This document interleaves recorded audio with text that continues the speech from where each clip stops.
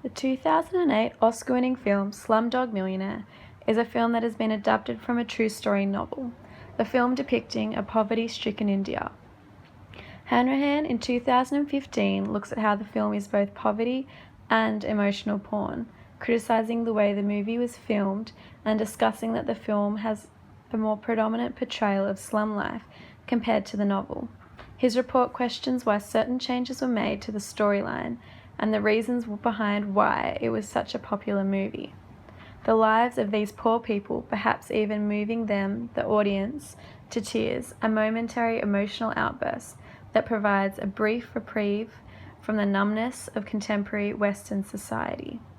Hanrahan goes on to describe the film as a poverty tour, depicting the slum life of children living in India. The rich enjoy peeping into how the lower half lives.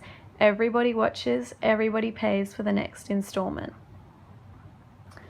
Anjana Mumbai in 2013 examines this process of othering that the film undergoes when presenting the slums and the people that live there.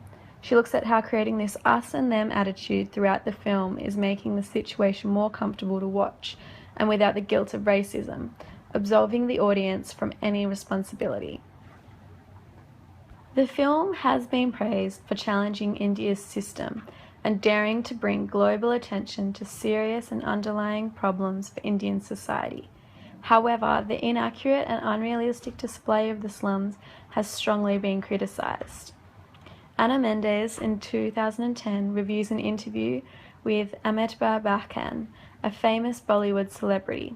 Bachchan argues his issues with the exploitive poverty porn that exoticized and packaged Indian slum life for the consumption of voyeuristic Western audiences.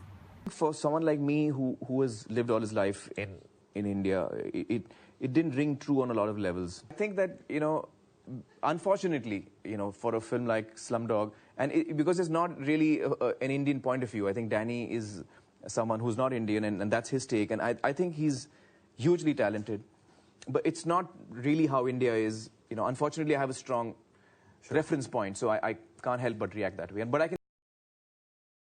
This is the main reason Indians dislike the film, is the perception of India painted and the impact this has on India's image of being an emerging economic and political power. The film has critically been used to demean the integrity and sovereignty of one of the world's largest democracies. The way the film has been romanticized creates an unrealistic optimism for the children living in the slums, providing a false hope that they too could become millionaires one day.